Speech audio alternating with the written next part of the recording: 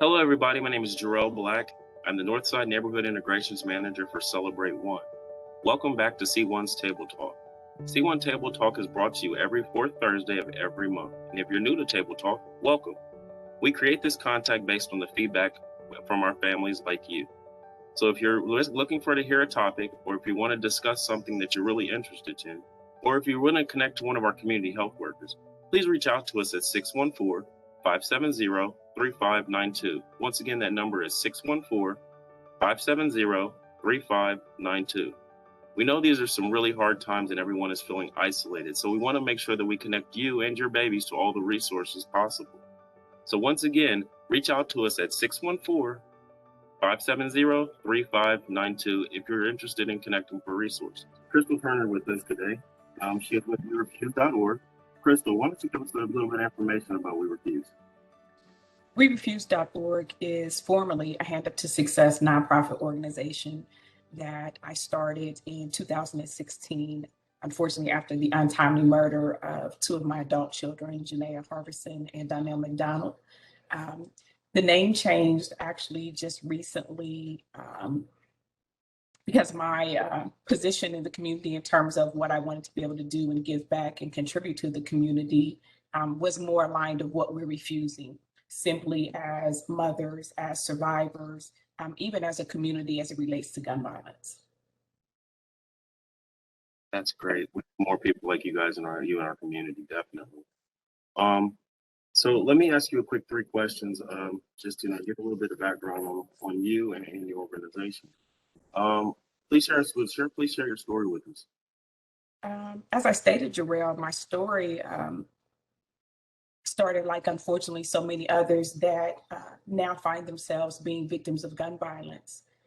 April 1st, 2015, I woke up, just like my family members and employees of Success Kids, we all woke up anticipating the start of a work day. That morning, myself, my daughter Janaea, my other 2 children, Tierney and Donnell, and an employee, Tamika, we were all at a training center on the south side of Parsons Avenue, where we were getting our certifications to become first aid and CPR instructors.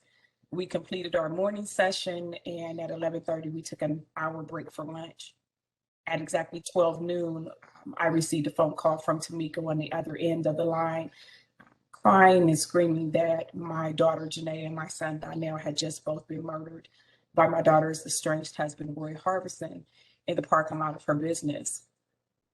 And so in 20 minutes, our whole life changed. But more importantly, over the last 6 years, we've seen permanent changes in our lives.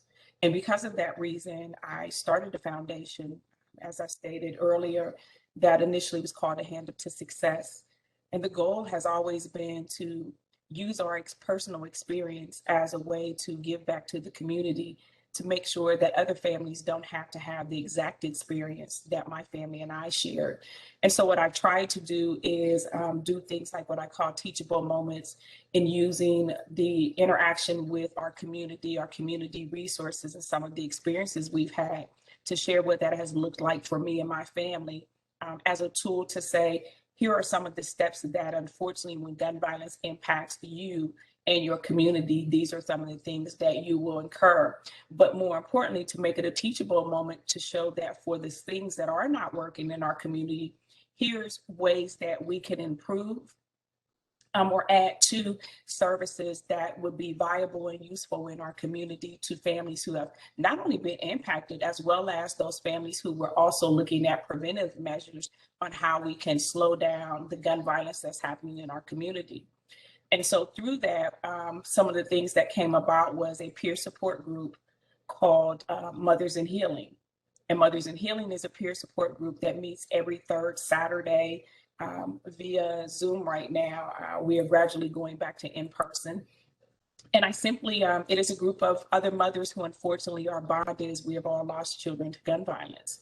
And what we do is we support each other, we love on each other, we try and help each other in those first that unfortunately happen.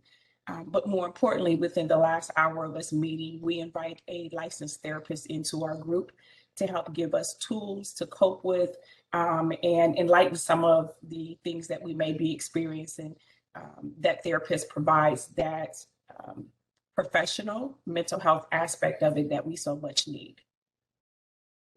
Absolutely. I want to say first and foremost, my condolences to you, Crystal.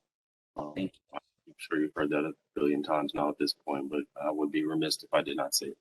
Thank you. How does the loss of your two children, how has that changed your life?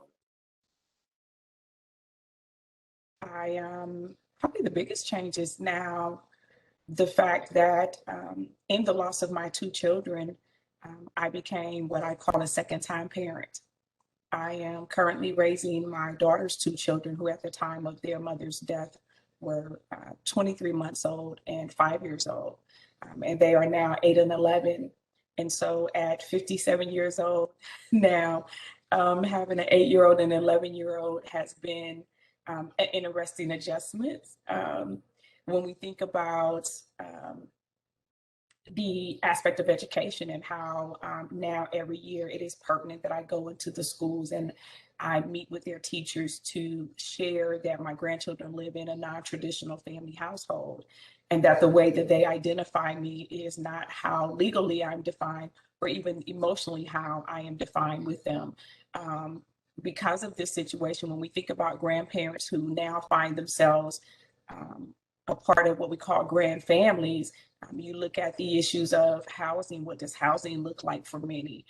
When we think about financial resources, what does that look like for so many families? And what does your village and your support team look like? Because all of those things change for us. And so sometimes it is recreating or going back to, again, the resources that may or may not be available in your community and reaching out for those resources and finding what works best for you and your family. So what's some of the, like you said, this is going on in Columbus a lot. Fortunately, our numbers are really, really high. What is some advice that you could give some of the mothers and fathers in your similar situation? Excuse me. Over the last 6 years, one of the things that I learned was very, very important is creating your support team.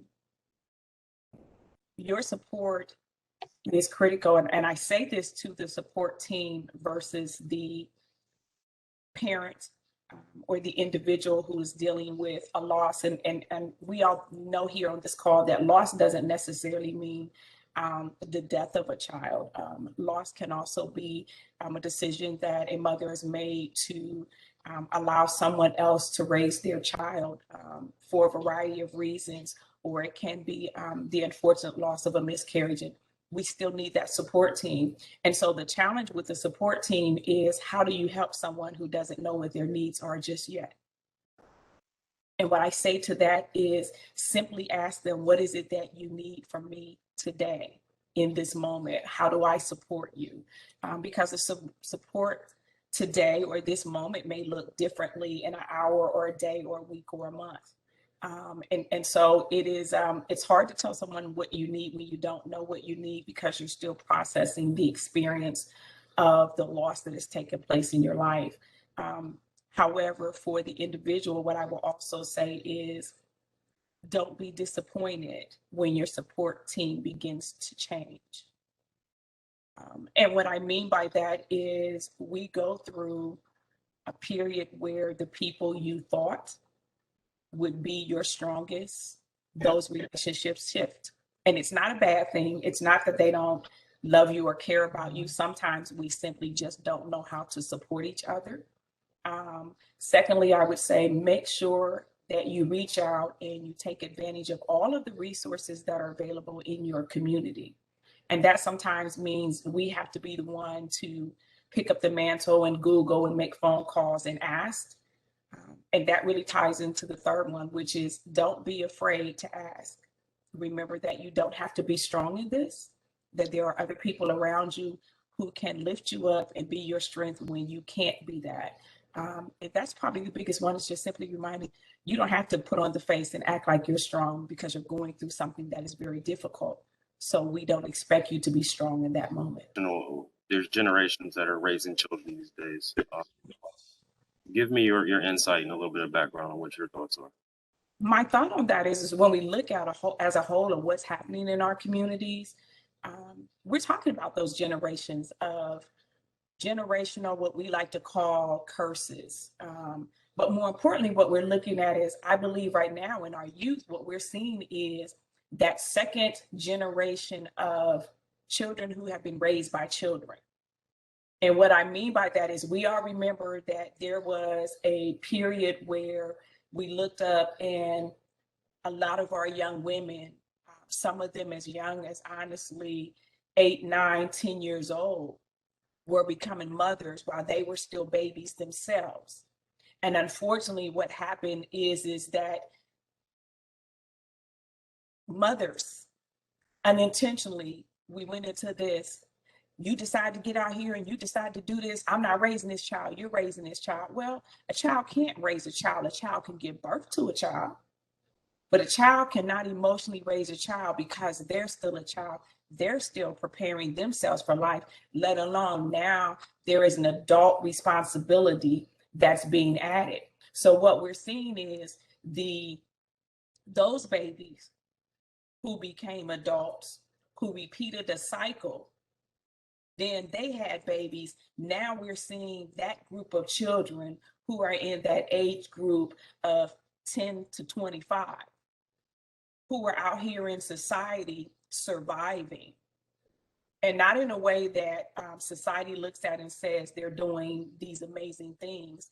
They're surviving because sometimes their home environments are environments that look good on the outside, but when you close the door, there's a lot of ugliness happening. And when we think about ugliness, it is not the ugliness that we are used to seeing when we think about the woman who's beat up with all the bruises and all of these things. Those things still happen. But a lot of the ugliness now is in our word language. When someone tells you constantly that you'll never be nothing, you begin to believe that you'll never be nothing. When someone tells you all you're good for is laying on your back, you begin to believe that's all you can do. When you don't see in your home someone who not only has made it to college, but didn't make it through high school, when you don't have the encouragement to remind you every day that right now your priority is to get up and go to school and have the best day you can have every day at school, it's hard to do that when that's what you want to do, but the environment doesn't encourage you to do that. And so when I look at some of the solutions that are currently being offered, they are all great. But we got to take a step back and we have to take our children back through what no longer exists. And that's called the home ec, which teaches us those basic life skills. You know, that class that we all went to, and that's where you learn how to make your apron. That's where you learn how to make French toast. You know, that's where you had to carry the egg, and you know, you had to get a partner and you had to take that egg home, you know, and y'all had to pretend that you were parents, and you found out taking that egg home that, ooh, I don't want to do this right now. This is too hard for me. So we've got to go back to basics before we can offer them a job, before we can take them out of their environment. We've got to give them the tools. I was on a call recently with some friends of mine that we are all just coming together and saying, how do we take what we have and begin to use our purpose, our gifts, our positions in the community? How do we take those things and be impactful to our youth? One of the ladies that was on the call, her 16-year-old son walked in. And he asked her, you know, what are you doing? You know, what y'all talking about? And she shared with him and she said, do you want to get on here? Is there anything you would like to share? And he said, can somebody give us a class on being self-sufficient?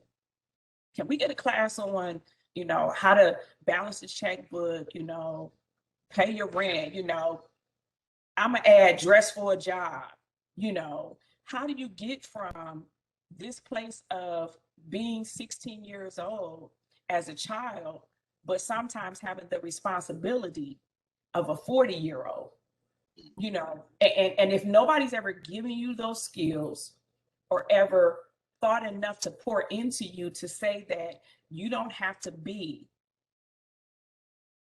the environment that you're in, that you can rise above it, then how are we expecting them to do this? And to me, This is why we're seeing the rise in violence, because they're in survival mode.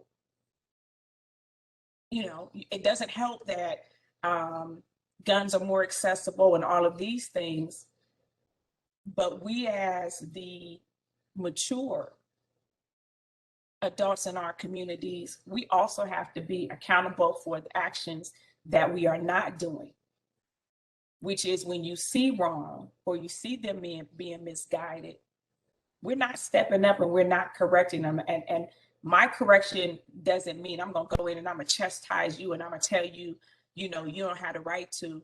I simply sometimes say to young people when they're around me and they're using foul language, you know, I'm at my community pool all the time and I say to them, excuse me, you know, hey, I think I'm the oldest one sitting out here and I'm not cursing in front of you. So can you simply give me that same respect and not do it in front of me? And furthermore, look at all these little kids. They don't need to hear that. And every time I go over to that pool now with my grandchildren, somebody will go to say something and somebody be like, don't talk like that around her. And they be like, oh, my bad, I'm sorry. So what we've got to learn to do is meet them where they're at, but pour into them. Because many of them, when we ask them, will say, I'm looking for somebody to help me. But you can't keep going in telling them what they have to do and asking them to do it in a way that they don't know how to do or to conform of who we are. We've got to conform and meet them right where they're at and give them the tools that they need so that they can be the successful young people that we want them to be. And it can happen. I'm a product of the projects. I'm a product of a single mother. I'm the product of a single mother who had 3 baby daddies. I myself repeated that same cycle. I had 4 children, 3 baby daddies, moved back to the same projects that I grew up in. But there came a point in my life through bad circumstances, and since we're saying, I'm gonna just put it all the way out there, was dating a drug dealer and my house got raided. That raid saved my life because that raid said you can no longer live in Section 8 housing. And from that point on, I realized that now I got to work harder.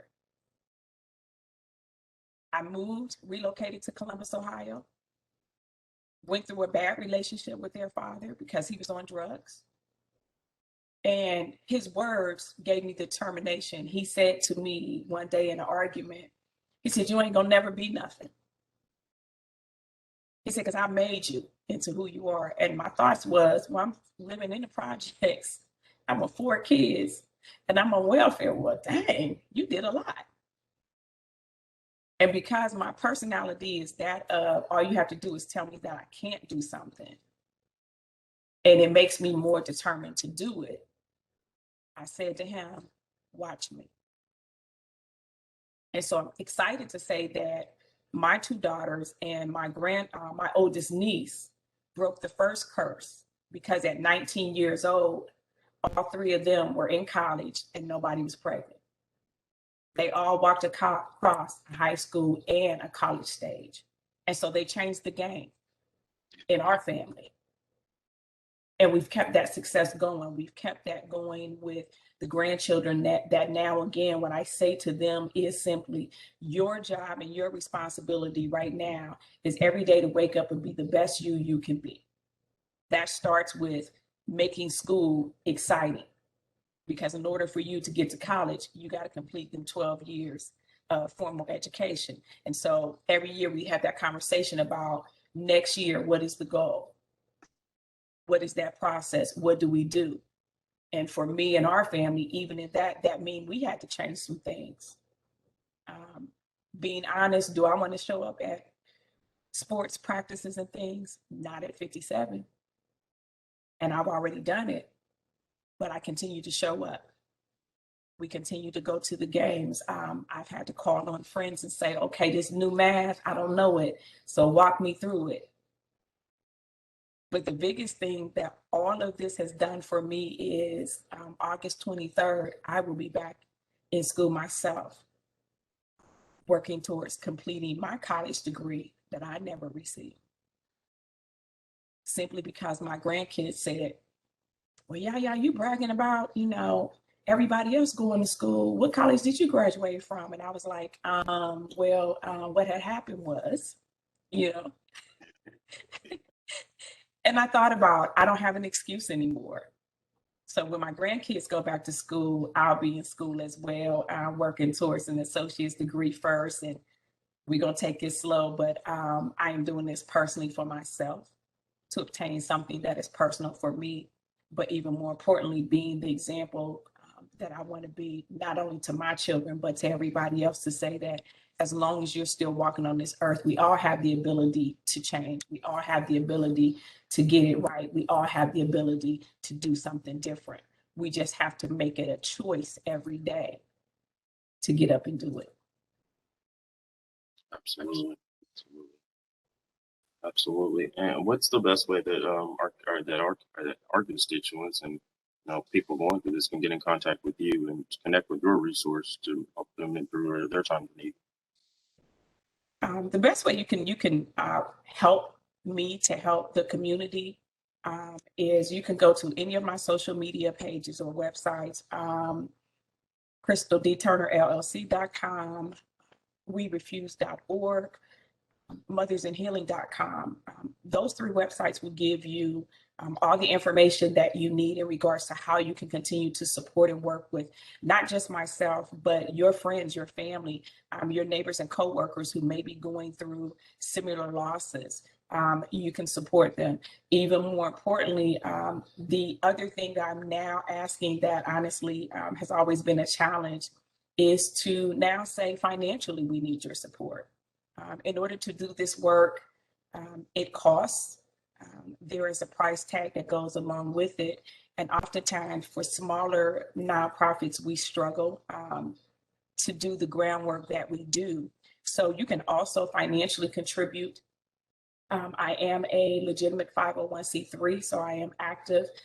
You can find me on all of the donation websites, so you can give through your employment, you can give directly, and you can also give your time. Your time is very important to show up and be there for those who need you. So those are just some of the ways you can follow me on social media. I'm Crystal Turner, Jacksonville, Florida now. But those are all the ways that you can reach me. Well, thank you so much for telling us your story today and resources that you offer. We would not be able to do these things. We would not be able to do help out our community if it was not for people like you. With that said, CelebrateOne's goal is to reduce infant mortality, and one of the ways we do that is through the feedback of our community. So if you have an opportunity, please reach out to us at 570-3592. Once again, that's 614-570-3592. And don't feel like you're doing this alone. Connect with us, connect with our community health workers. There's so many resources out here in the community, and we definitely want to get everybody connected that need our resources. Please make sure that you tune in every fourth Thursday of each month. Thank you, everybody. Have a great day.